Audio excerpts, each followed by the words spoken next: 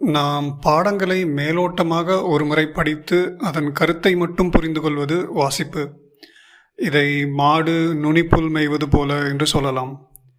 ஆனால் படிப்பது என்பது நாம் பாடங்களை பலமுறை படித்து அதன் அர்த்தத்தையும் பயன்பாட்டையும் புரிந்து கொள்வது. இதை மாடு அதன் உணவை மெதுவாக அசை போட்டு உண்பது போல என்று சொல்லலாம்.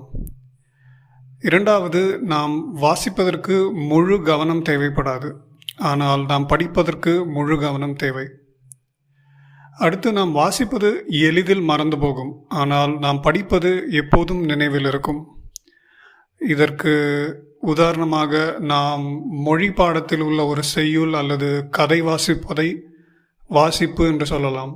ஆனால் செய்யுள் அல்லது கதையில் உள்ள இலக்கணம், பொருள், கேள்வி பதில் எழுத தயாராகும் அளவுக்கு படிப்பதை தான் படிப்பு என்று சொல்வார்கள்.